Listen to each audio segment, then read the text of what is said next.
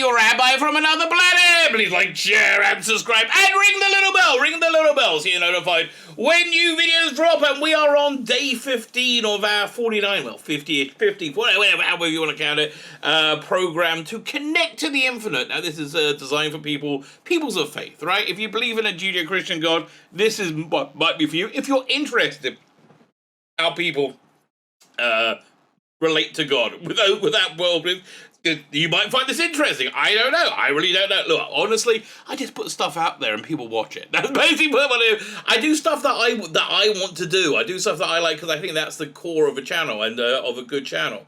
And yeah, this time of year, look, I have two things that are important to me: geeky stuff and religious stuff. Okay, and they kind of, are they equal? Oh, reasonably. I don't know.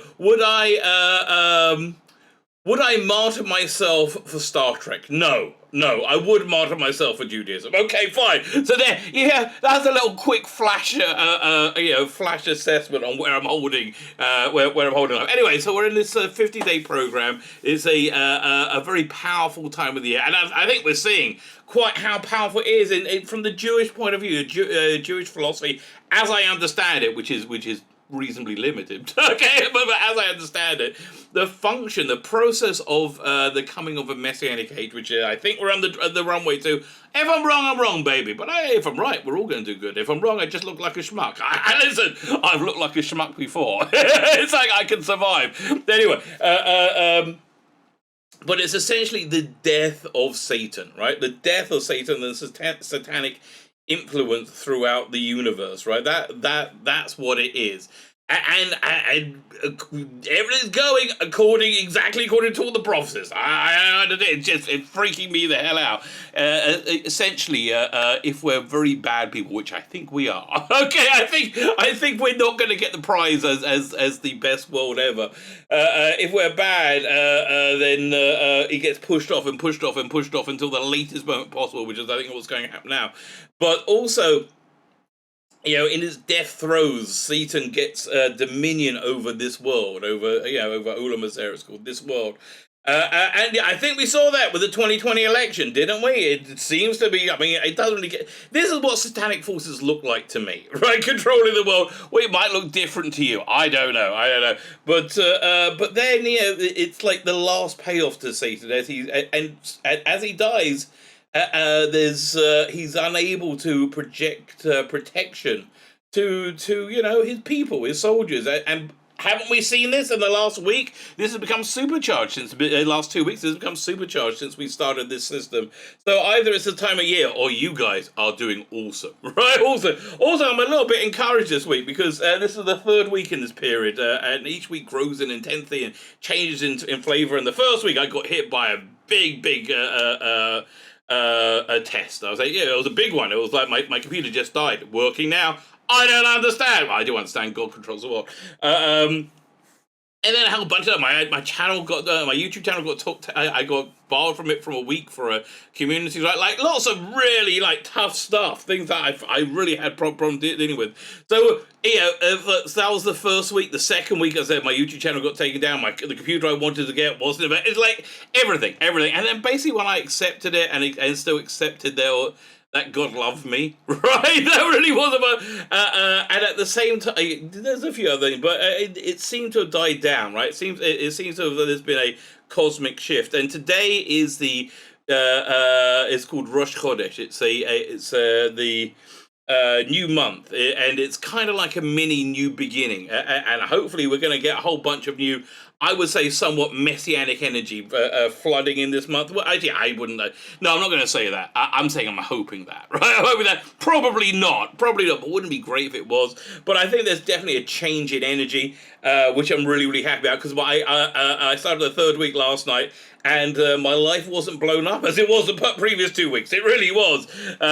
Neither was the world, so I'm really quite happy. The other thing I'm happy about, by the way, is the Elon Musk acquisition of Twitter. Which, what's that got to do with anything? A few things. Firstly, the algorithm hurriedly changed, although all that algorithmic code that throttled anybody who didn't believe all the same crap that the people at Working Twitter believe, that was yanked out very, very hastily on Monday night. And I think a lot of us are noticing a stark difference, right? A really stark, it was done very crudely and obviously. They ripped it out really, really quickly in sheer panic. But here's my point. If we are in the runway to a messianic event, a cataclysmic messianic event, it means that if God's going to the trouble of saving Twitter, right, I'm making Twitter a place with equality, with equity, right? Where which I think is what God likes freedom of speech. God likes people to be able to be self-actualized. And I think freedom of speech is a fundamental center of that. So that's what I believe God likes. Whatever is coming, I have no idea what it is. It's saying to me that the world is going to be as similar. Hopefully, the world will be as similar to what it is now. In that we'll still have Twitter, which means we'll still have the internet, which means we'll still have the basic underpinnings of society, which is something I really wasn't sure we would get. Right? I really genuinely wasn't, and I'm still not sure. I'm just saying this is a good indication. So we're in this insane time of year. Like, share, subscribe. That's really, really helpful. Thank you very, very much to everybody doing that. I do different programs every year on this for myself. I'm doing it on my YouTube channel late. I was going to do this thing called Shemirat HaLashon, the laws of guarding one's speech, which I think is very important. But again, that all went down when my computer blew up, which is where all the all that stuff was stored. So there's that. So I wasn't able to do it. So then I thought, oh, you know what? I'll do this book instead. The 6 constant mitzvot. A mitzvah is a commandment. It's one of the. We say there's 613 in the Old Testament. And they're all about having a relationship with God. So the first one, it was faith in God. Go back and watch those episodes. It really is great to supercharge your faith in God, and it is something that does need gassing up every now and again. So now we're on to the second one, which is don't have any other gods before God, right? And then so we were asking a question like, well, what's the thing? This second one and third one, that God is one. If God is one, there's not any other gods. So so we discussed they're two qualitatively different things. One is saying there is only one God, and the other one is saying there are only this one. The only force that there is in reality is the will of God. Anything else, saying if you put down anything else to any other power system, that is having another God before yours.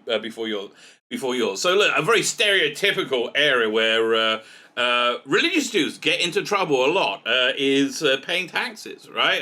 Everybody likes to pay as little taxes as possible, and a lot of people skirt Jewish law, skirt holy law, skirt God's law, right, in a way of avoiding paying taxes, because you can't be crazy. Sometimes God wants you to be crazy, right? But assigning any power to anything else is this idea of having other gods before God. Fine, so that's what we're up to now. So now we're up to part 2 of this. It's pragmatism and the Jewish personality. Well, that's a really bad combination. Really, there's this book in my synagogue called The Practical Guide to Jewish Law, and whenever I see it, I always hold up and go, Jewish law is the most impractical thing in the entire world. How has this book got any pages? And hilarity ensues normally. In the section of the Old Testament called Toldot, which is early on in Bereshit, in Genesis. I'm translating from Hebrew to English a lot, and I get discombobulated. Contains the account of the divergent paths of the twins, Jacob and Esau. Right, so Jacob became the father of the Jewish people, of the Israelites and the Jewish people. Esau, where Christianity came from. You may not have known that, right? From Mount Seir. Esau essentially became Rome, which became the seat of Christianity. So the Bible describes Esau as a man who knows hunting, a man of the field, and Jacob as a wholesome man abiding in the tents. Yeah, okay, let's have a bit of a bide. Abide with me in the tent. Esau gravitates to the wilds because he knows how to hunt. His decision is rooted in practicality, not ideology. He chooses a direction in life in which his inborn talents will emerge, will enable him to succeed. Yeah, sounds quite practical. Sounds quite practical. Jacob, on the other hand, does not make his way to the tents of the rabbinical schools merely because it comes naturally to him as an academic. The driving force behind his decision is his essence. He is the wholesome. He is wholesome and truth seeking. He makes his way to the rabbinical. It's called the Yeshiva of Shem and Ava. It was the pre Mount Sinai revelation school on what God likes and what God wants, right? Driving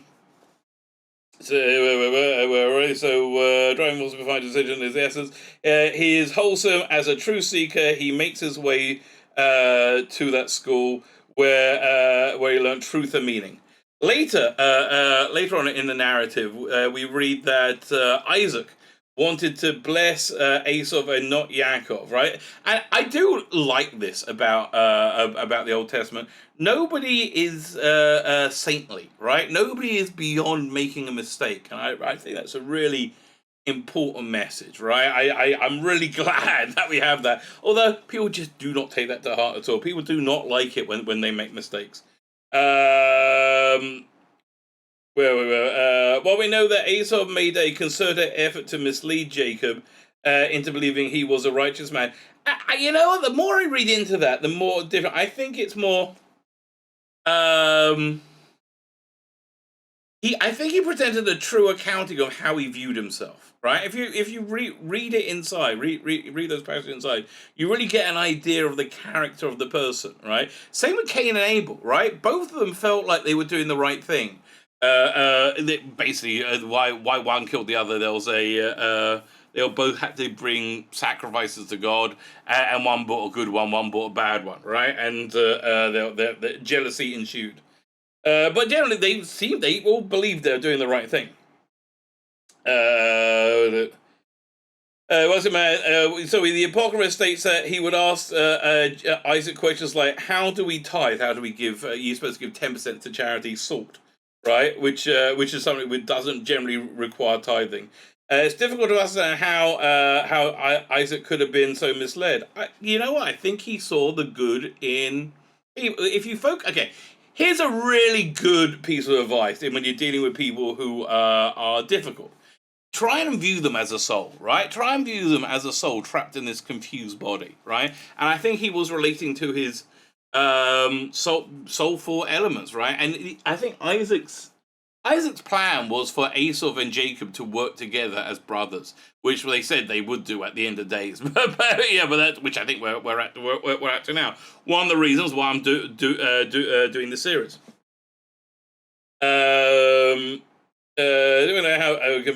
Some commentators explain that Isaac wasn't misled at all. His desire to bless Esau was blessed on the distinct difference between the brothers. The blessing Isaac was to bestow on him was for material success. Since Esau was a man of practicality, he'll be more appropriate recipient of the blessing. If not for his the mother Rivka, that Rachel is Rivka. No, Rebecca. Oh man.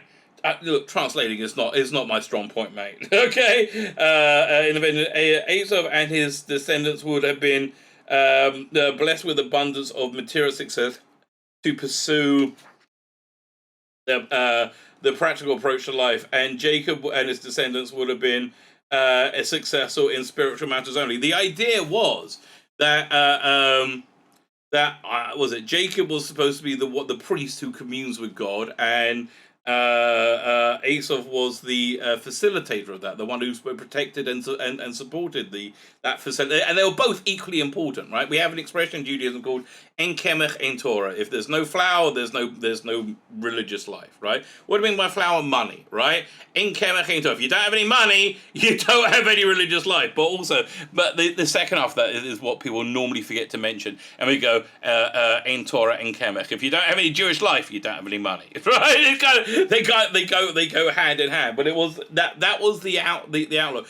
And I tell you, I really think we saw a realization of that with Donald Trump, which is look, you got to be a religious fundamentalist to believe this stuff, I guess. But like, I really think that we saw this with Donald Trump, especially how he protected Israel in the UN from the jackals at the UN, right? And wherever you are on that, I think that that is a legitimate fulfillment of that prophecy. Also, by the way, you know the only way they described Asaph in the Bible, they called him the Orange Man. He was tall with red hair, which they mean orange. Tall with very bright orange hair. Who could be who could be an expression of that? Do you think? You work it out for yourself. So when Asaph realized that Jacob had received his blessing, he flew into a rage, and Isaac was and Jacob was forced to flee, lest Asaph murder him. He was a bit pissed off, right? He was a bit pissed off. Upon his return home 2 decades later, Jacob first encountered Asaph's guardian angel, followed by a showdown with between the two brothers themselves, which didn't go the way that they expected to. Jacob wrestled. This is one of my favorite parts in the Bible, by the way. Jacob wrestled with Asaph's angel, eventually defeating him and releasing him releasing him only upon receiving a blessing. The following morning, Jacob emerged unscathed. Well, not completely from a showdown with the human Asaph. Oh yeah, no, he did. Shortly thereafter, he received a divine prophecy which God promised him that a nation and a congregation of nations shall descend from you. I mean, I guess that's nice, but I don't really understand why that's such a big deal. Like, I'm quite happy being left alone. I don't need a nation to descend from me. In his commentary on these words, Rashi, a major commentator on Jewish commentator on the Bible from the I don't know when, 15th century, 16th century, somewhere around there, 14th century. He explains that the term, what's the word, nation, goy in Judaism, in the literal sense, nation. He added that he added this interpretation from the Midrash, an apocrypha. Another explanation is that God promised Jacob that his children would eventually sacrifice on forbidden makeshift altars, like the idolaters in the time or in the days of Eliyahu. They do say that when idolatry was a potent force in the world, an active force in the world, it was impossible to resist, right? It was absolutely impossible to resist. Imagine like your one's drive for sexual sex. I was gonna like narrow that down and go for different like sexual drive. No, sex in general. Imagine that like turned up by 10%. Yeah, 10 times. That's how strong that drive was, right? According to this explanation, the prophecy alluded to Eliyahu and Navi's reputation of the false repudiation of false prophet, the pagan god Baal, in the days of Achav and Isabel. Who managed to lead much of Israel astray after and to worship the prophet Baal. That's the one that you worship by taking a poo on. So that's a bit of a weird sell, but okay. Eliyahu Navi challenged Elijah the prophet. Again, I got to translate it. Elijah the prophet challenged the false prophet Baal to a public confrontation. He and they would ascend Mount Carmel. He would build an altar to God and place an offering on it. And the false prophets would build an altar to the Baal and place their offering on it. each would pray to a for a fire to consume the offering. Only Elijah's prayer were answered. A whole much more details went into it. A fire came down from heaven, consumed it, ate it up, and the crowd said, "Yes, God is God. God is Hashem Hu Alakim. God is God." Basically, they say God is God, which means that Baal wasn't. Okay, yay, happy story. It is extremely difficult to digest why, according to the Apocrypha, the Midrash, cited by Rashi. This momentous display of divine glory would cause Elijah to be described as acting like an idolater. Why is he acting like an idolater? True, once the temple was built, the erection the erection of makeshift altars was prohibited, and Elijah's altar would have violated this prohibition. But the story is cited in the Gemara. I do a page a day of it, right? It takes you about 7 years to go through it. So it's a fundamental treatise of Jewish law. As a paradigm example of the concept, Haros Shah, what's that mean? In which a prophet has the right on a one-time basis to do what otherwise would be prohibited. Well, okay, that works out well for them. And they bring a verse from Psalms. It is time to do for Hashem, for they avoid. I have no idea. Okay, fine. I'm taking their word for it. They got a source to back that up. Could Elijah fulfill of his responsibility as a prophet render him idolatrous like? Right? Is he being similar to idolaters? Yeah, I mean, I guess they're making sport out of worship. They had a competition. I guess it's making a sport of it. Perhaps the Midrash, this Apocrypha, is expressing something fundamental about the Jewish personality. Please tell. I like hearing about personalities, especially my own.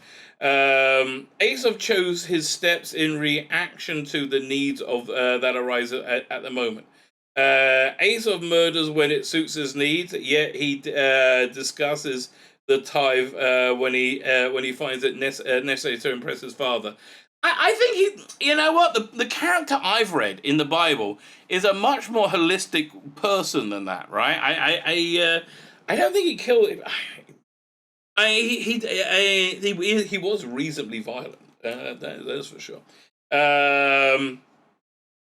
Where? Perhaps this it was the surrender of Asaph angel to Jacob that now enabled the descendant of Elijah to fulfill that the idolatrous like directive of Ish Losas L'Hashem. I have no idea what they're saying. But thanks to Jacob's victory, it became possible for his descendants to turn an otherwise forbidden altar into a means of historic glorifying of God. Okay, so you're saying it was a prophecy and it got inverted by... Okay, where are they going with this? Like, give me a hint. In our long and often bitter history, Jews have had their best... have been at their best when challenged. So true. Okay, generally speaking, Israelis are a nightmare. Okay, generally speaking, they're bush. All the stereotypes are true, right? Every stereotype is true, except when we're at war. Which is every 25 minutes. But like we're probably going to be at war soon anyway. But whenever we're at war, the country pulls together, and Israelis are freaking awesome, right? They're just awesome beyond awesome. Everybody looks after each other. It's really wonderful. I'm telling you, it's absolutely wonderful to experience. In a longer bit of history, we're at best when challenged. Dormant strengths are reawakened with the very thought of having to succumb to circumstances. When threatened with false conversion and similar challenges, simple Jews have become stubborn and proud and rekindled their spirit of Yisrael Saba, our grandfather Israel. I've never heard that expression before in my life. and displayed incredible amount of connection of closeness to God by allowing themselves to be tortured and killed rather than succumb. Yes, that is true. So on his way for his confrontation with Esau, I really have no idea where they're going with this one. Jacob sent Esau a message saying, I have sojourned, I think I've dwelled in the land of Laban. And we comment on that the numerical value of lived there, sojourned, is 613, which is the same number as all the commandments in the Bible, 613. Jacob was sending Esau an implied message. Really? That seems a little bit murky, but sending an implied message. I live with Laban, and I didn't compromise my standards.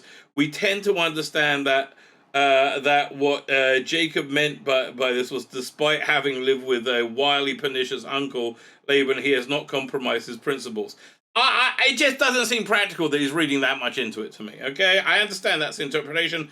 You can go whichever way you want it. So Rabbi Yitzhak Hutner offered a novel perspective. Okay, I think we're getting somewhere. He said that Jacob meant that because he was living with Laban, that he was extremely careful to observe the commandments in a hostile environment. Sparks within the desire to stand up for values with even greater diligence. Well, that's very true, isn't it? I mean, most of us are reasonably quiet, right, about our personal religious connection, but until we're challenged, and then we've got to make more noise, which is very, antithetical to a religious person. I mean, look, best example I can think of was that Christian baker who didn't want to make a gay wedding cake, right? And he was. Have you ever seen the guy interview? He's so nice, right? He was so together, so calm, so peaceful. Said we just don't. It's not on our menu. It's not something that we do. Was it a gender reveal cake? I don't know, but he fundamentally changed his whole business to not have to do it. Why? Because he believes in God. Right, that's why, because he believes in God, and he's and I think being under those harsh circumstances brought him to his best him, right? I mean, like, hey, man, Father Stu, right? I haven't seen it, but I really want to see it. Mel Gibson's new movie, and I like Mel Gibson so much. I kind of forgotten about the anti-Semitism stuff because I really like Mel Gibson. I would like to say, maybe he was drunk. Oh, let it go. But Father Stu, that's exactly the message of Father Stu. Well, what does that have to do with not having any gods before you? Okay, so let's hopefully we're going to tie it together. Yeah, I have an idea how I could tie it together, but I hope this guy's going to tie it together. This leads us to this disturbing question. We have learned above that we define the mitzvah, the commandment of not having any gods in front of you, as a prohibition of the belief that any power other than God exists anywhere. Even if we realize the alternate power source is subservient to God. We explained that the underlying... I think they're going to tie things together. Okay, we explained the underlying concept of idolatry is the worship and manipulation of system of nature by pragmatic solutions for problems, rather than focusing on the purpose of our existence. Yes. The problem with idolatry is we are derailing God's plan. Yet we Jews are, well, I guess we peoples of faith, yet we Jews live practically and pragmatically. Wait, did I skip something? Okay, no, yet we live practically and pragmatically. We deal in commerce, we deal with livelihood. I think we peoples of faith. We deal with commerce, we deal with livelihood, we see doctors, and we are when we are sick. In short, we live within the framework of a practical world. If there is truly something evil about seeking practical, natural solutions to living world, how is it that peoples of faith lead them to live practically? Okay, so now I think this question is reasonably weak. Okay, I think they're going to go on to answer it, but I think that question was really reasonably weak. How does a person of faith live in a normative, practical world? Right? Truth is, we really don't. I mean, we do. But we have to understand it's not real. But I think that whole point was leading up to that question. right? Again, which seems to be a lot of work for a question. It's not bad. It's not great, but it's not bad. It's not a bad question. I can think of a few answers right now. Let's wait till tomorrow and see, and see what they have to say. So that was day 15. Now I have no idea what I'm even going to call this one. This is maybe the balance of faith, something like that. What is your balance of faith? Something along those lines. Anyway, we will continue this tomorrow, and it's by asking these questions, it's by churning and churning and churning it, that we do develop a stronger, more profound relationship with God. It's interesting. We got in about 18 days that we got this day called Lag BaOmer, which is the anniversary of the death of a great sage, Rabbi Shimon Bar Yochai, right? Who had to go into hiding for a long time. I'll talk about it more later. Had to go into hiding for a long time. He lived in a cave in a hole with the ground. I'm not joking. And God did a miracle, and he gave him a carob tree. You've ever eaten carob? Exactly. That didn't seem like a great miracle to me. But anyway, he was awfully grateful. But because he spent his time studying the Kabbalah with his son while he was in hiding, when he came out, he was on this insane level, and he couldn't understand why somebody was like plowing the field, right, or doing working in practical mundane matters when there are holy things to do, right? And he couldn't. So and he would burn people up by looking at them. So he said, hey, you know what? Maybe it's time to go back to the cave for a bit. So he studied for a whole another year, and when he came out the next year, he was able to not blow people up. So there you go. That's how much. But I either haven't reached that level or I've reached that level. I'm not sure yet, because when I look at people don't burst into flames, generally speaking. Fine.